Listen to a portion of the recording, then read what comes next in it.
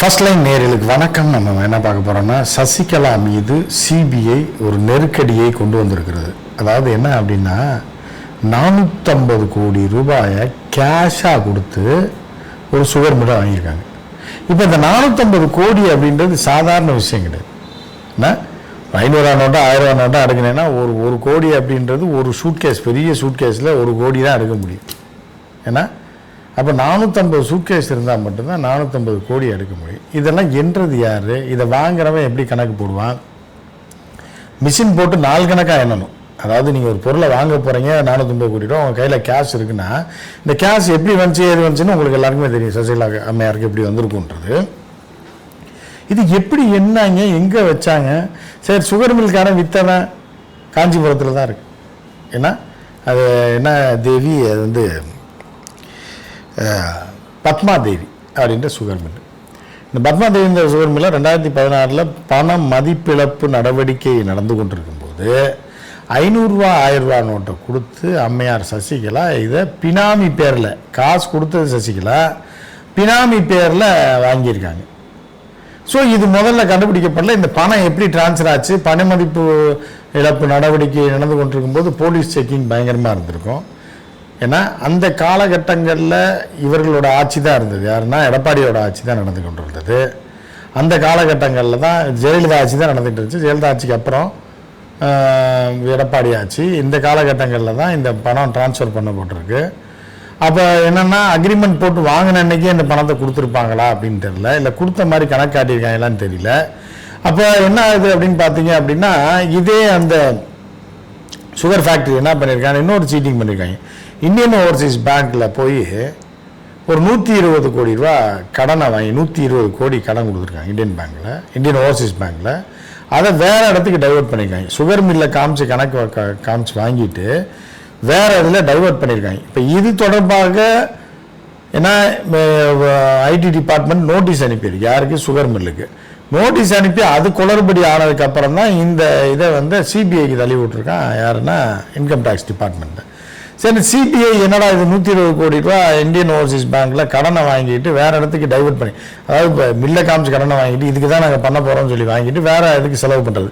எப்படி அனில் அம்பானியை பிடிச்சாங்களோ, வேறு இப்போ இதை சொல்லிவிட்டு 4000 கோடி கடனை வாங்கிட்டு வேறு பிஸ்னஸில் சூதாட்டத்தில் அந்த பணத்தை பயன்படுத்தினாங்களோ, அதே மாதிரி தான் இந்த சுகர் மில், காஞ்சிபுரத்தில் இருக்கக்கூடிய இந்த சுகர் மில்லுக்கு வந்து 120 கோடி ரூபா கடனை வாங்கி டைவெர்ட் பண்ணியிருக்கிறாங்க அப்படின்னு சொல்லி உள்ளே போந்து விசாரித்து அங்கங்கே ஐடி ரைடு விட்டா கடைசியில் பார்த்தா சசிகலா இது யாரா ஓனர்னு பார்த்தா சசிகலா. எப்படி சசிகலா ஓனரா? இது வேற கம்பெனி ஆச்சு, கணக்கு வேற மாதிரி கொடுத்துருக்காங்களான்னு தோண்டி பார்த்தா அந்த அம்மா யாரும் இப்போ தான் வாங்கியிருக்காங்கன்றாங்க. எப்படிதான் வாங்கினாங்க? எந்த பேங்க்லேயும் டிரான்சாக்ஷன் இல்லையே. புரியுதா? இந்த சுகர் ஃபேக்ட்ரியோட பேர்லேயும் பணம் டிரான்சாக்ஷன் வர வைக்கப்படவில்லை. இப்போது ஒரு இது வாங்குகிறோம் அப்படின்னா, ஒருத்தர் விற்கிறோம் அப்படின்னா யாராவது அக்கௌண்ட்டுக்கு பணம் போயிருக்கணும்ல.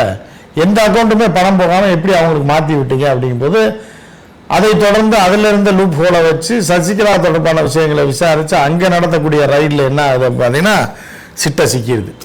நோட்டில் எழுதி வச்சுருப்பாங்க. இல்லை 450 கோடி ரூபா 500 கோடி ரூபா கணக்கை சாதாரணமாக ஒரு நோட்டில் எழுதி வச்சுருக்காங்க. இதில் பார்த்தா இந்த மில்லு, இந்த சுகர் ஃபேக்ட்ரியை 450 கோடி ரூபாய்க்கும், அதுவும் 500 ரூபா 1000 ரூபா நோட்டு, செல்லாத நோட்டை கொடுத்து வாங்கியதாக கணக்காட்டியிருக்காங்க. ஸோ இதன் மீது இப்போ இது ஒரு விஷயம், ரைட்டு. சசிகலா லஞ்சம் வாங்கி சேர்த்து வச்சுருந்த பணம் அடுக்கி எண்ணி சூட்கேஸாக அடுக்கி ஒரு கண்டெய்னரில் ஏற்றி கொண்டு போய் ட்ரான்ஸ்ஃபர் பண்ணிட்டாங்கன்னு வச்சுக்க. இது வேறு பக்கம் முடிஞ்சு போச்சு. ஆனால் எப்படா பேங்க்கில் விட்டீங்க? பேங்க்கில் வந்து 1 லட்சம் 2 லட்சம் செக்கு கொடுத்து யாராவது புது ஆள்கிட்ட கொடுத்து விட்டாங்களே, ஃபோனை பண்ணி செக் பண்ணுறாங்க. நீங்கள் கொடுத்து விட்டது தானா, வெரிஃபை பண்ணணும், ஓடிபி வரும், அது வருன்றான். 450 கோடி ரூபாயில் ஒரு பெரிய அமௌண்ட் வந்து டெபாசிட் செய்யப்பட்டிருக்கும்ல, அது எப்படி ஏன் பேங்க் ஒரு நாள் கேட்கல? சரி, இந்தியன் ஓவர்சீஸ் பேங்க் எப்படி 120 கோடி ரூபா இவங்களுக்கு வந்து லோனாக கொடுத்தா எந்த ப்ராஜெக்ட் வச்சு கொடுத்தீங்க? அப்புறம் ஏன் அவர்களை கைது செய்யவில்லை? இவ்வளோ நாள் பார்க்கல. சிபிஐ வழக்கை வந்து எடுத்து 2019 இவ்வளோ நாள் என்ன சிபிஐ வந்து சரக்கை போட்டு தூங்கிட்டு இருந்தாங்களா? 2019 எங்கே இருக்குது? இப்போ இன்றைக்கி 2025. இன்றைக்கி எதுக்கு இந்த வழக்கத்தை தோண்டி எடுக்கிறீங்க சிபிஐயில்?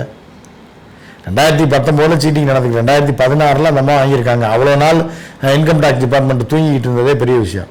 இன்கம் டேக்ஸ் டிபார்ட்மெண்ட்டு அந்த மார்ச் மாதத்தில் கணக்கு முடிக்கலைன்னா ஏப்ரல் மாதத்தில் ஃபைன் போடுறீங்கல்ல. சாதாரண மிடில் கிளாஸுக்கு சம்பளம் வாங்குறவன் இன்கம் டேக்ஸ் ஃபைல் பண்ணலன்னா அவனுக்கு 2000-3000 ஃபைன் போடுறதில்ல. என்னத்தை பிடிங்கிட்டு நீங்கள் 2016 2016 நடந்து வாங்கினது உங்களுக்கு தெரியலன்னா என்ன டிபார்ட்மெண்ட் நடக்குது? யார்? ஜி ஆட்சி தான் அப்போ இருந்து. அப்புறம் 2019 3 வருஷமாக அவங்க கணக்கு பார்க்குறாங்களாம். 450 கோடி ரூபா கணக்கை பார்த்து அதுக்கப்புறம் அந்த அம்மா அடங்கிருச்சுன்னொடனே இவங்க கட்டுப்பாட்டுக்குள்ளே போயிடுச்சுன்னா 2019 வரைக்கும் என்ன பண்ணுறாங்க? சிபிஐக்கு ஒப்படைச்சிடறாங்க. சிபிஐ இந்த வழக்கை விசாரிக்குதான் 450 கோடி 5 நிமிஷம் கூட ஒரு நாள் கூட ஆகாது இந்த வழக்கை விசாரிக்கிறது.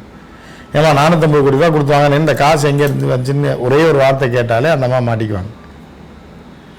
சரி, எப்படியா நீங்கள் இப்போ ரெடி கேஷுக்கு மில்லை விற்றீங்க, ஒரு குறிப்பிட்ட அமௌண்ட்டுக்கு மேலே போச்சு அப்படின்னாலே அது வந்து 10 லட்ச ரூபாய்க்கு நினைக்கிறேன். 10 லட்ச ரூபாய்க்கு மேலே போச்சுனாலே பேங்க் டிரான்சாக்ஷன் மூலமாக தான் ஒரு இடத்த வாங்க முடியும்னு சட்டம் இருக்கும்போது எப்படா வாங்கினீங்கன்னா உடனே தூக்கி சுகர் மில்காரனை உள்ளே வச்சு நொக்கியிருக்கணுமா இல்லையா? தூக்கியிருக்கணுமா இல்லையா? ஏன் தூக்கலை? எப்படிமா அவ்வளோ காசு வந்து செல்லா நோட்டை கொடுத்து எப்படிமா வாங்கினீங்கன்னா அந்த வழக்கில் சசிகலா கைது பண்ணியிருக்கணுமா இல்லையா? சரி, பினாமி பேரில் இதை வாங்கியிருக்காங்கன்னு சொல்லி தான் வழக்கு இப்போ ஓடிக்கிட்டு இருக்கு. அந்த பினாமி யார்? உனக்கு எப்படி நான் இந்த மில்லு வாங்குறதுக்கு 450 கோடி வந்துச்சுன்னு கேட்டு உடனே சட்டையை பிடிச்சி உள்ளே வச்சுருக்கணுமா இல்லையா அந்த பினாமியை? ஏன் வைக்கலை? அப்போ இது எல்லாம் அரசியல் சித்து விளையாட்டு. மக்கள் பணத்தை, வரி பணத்தை கொள்ளையடித்து மக்களை வந்து தெருவில் நிறுத்திட்டு மக்கள் காசை பூரா வாயில் போட்டுட்டு இவர்கள் கேம் ஆடுவானா? பிஜேபிக்காரன் மேலே ஆடுவானா? கீழே அம்மையார் சசிகலா கேஸ் போட மாட்டாங்களா? பிடிக்க மாட்டாங்களா? இப்போ தேர்தல் நெருக்கம் வரும்போது சசிகலா தீவிர அரசியலில் இறங்கிடக்கூடாது. தமிழ்நாடு அரசியலில் நம்ம கையை மீறி போயிடக்கூடாது. நம்ம சொல்கிற கூட்டணியில் தான் சேரணும், நம்ம சொல்கிற ஆளோட தான் சேரணும். தனியாக வந்து இந்த கட்சிக்கு நான் தான் தலைமை இருக்கேன்னு ஏதாவது ஊர்வலம் போகிறேன், உண்ணாவிரதம் இருக்கிறேன்ற மாதிரி இறங்குனா பாதிப்பு வந்துடும் பிஜேபிக்கு. அப்படின்றதுனால இந்த கூட்டணி பேச்சுவார்த்தைக்கு முன்னாடியே மிரட்டுறாங்க சசிகலாவை. சரியா? சசிகலா மிரட்டி என்ன பண்ணுறது? எங்கள் தயவு இல்லாமல் எங்களுக்கு தெரியாமல் எந்த இதை அசையக்கூடாது, உள்ளே இருக்கணுமா வெளியே போகணுமா அப்படின்ற ஒரு கேம் தான் இந்த கேம். 2019 விசாரிக்கிறான் சிபிஐ. எப்படி விசாரிக்குது பாருங்கள், 7 வருஷமா. இன்றைக்கி வந்து கேஸ் எடுக்கிறாங்க எலெக்ஷனுக்கு 4 மாதத்துக்கு முன்னாடி. இப்படி தான் போன மகாராஷ்டிரா எலெக்ஷனில் கேஸ் எடுத்தாங்க, எம்பி எலெக்ஷனில் இப்படி தான் பண்ணாங்க. அரசியல் தங்களுக்கு பிடிக்காத அரசியல்வாதிகளை மிரட்டுவதற்கும் அவர்களை வந்து தங்கள் கட்டுப்பாட்டை விட்டு போயிடக்கூடாது என்பதற்காகவும் இது போன்ற சித்து விளையாட்டுகளை சிபிஐ வச்சு இடிஐ இப்போ இடியை விட்டான். இப்போ சிபிஐ ஏன்னா மைனாரிட்டி ஆட்சி வந்ததுக்கப்புறம் இடியை வந்து அவ்வளோவா பயன்படுத்துறது இல்லை. ஏன்னா ஒரு நாளைக்கு ஆட்சி கலந்து விட்டால் மோடியை ஜெயிலுக்கு போக வேண்டியது இருக்கும், அமித்ஷா ஜெயிலுக்கு போக வேண்டியது இருக்கும். ஸோ எனவே இடியை போய் விட்டாங்க. இடியை விட்டுட்டு இப்போ சிபிஐ பழைய வழக்கை தோண்டி எடுக்க 2019 இருக்கான். அப்போ என்ன சிபிஐ தூக்கிட்டு ஆரம்பிச்சு ஒரு நாள். ஸோ இந்த வழக்கை வந்து எடுத்து விசாரித்து சசிகலாவை சசிகலா ஒன்றுமே பண்ண முடியாது, ஆணியோட பிடுங்க முடியாது. எங்களால் பிடுங்கலான்னு பாருங்கள். இப்போ இன்றைக்கி பரபரப்பாக அந்த செய்தி வந்திருக்குல்ல, உடனே அந்த அம்மையார் சைலண்ட் பண்ணிடுவாங்க. அந்த அம்மையார் புரிஞ்சிடும், சரி ரைட்டு, நம்ம எதாவது தலை தூக்கணும்னு நினச்சோம்னா தூக்கி திகார் ஜெயிலில் வச்சுருவோம், இல்லை கர்நாடகா தள்ளிட்டு இப்போ ஜெயிலில் வச்சுருவாங்க. அதனால் சரிங்கய்யா, ரைட்டுங்கய்யா, ஆமாங்கய்யான்னு அப்படி பேசாமல் இருப்பாங்க.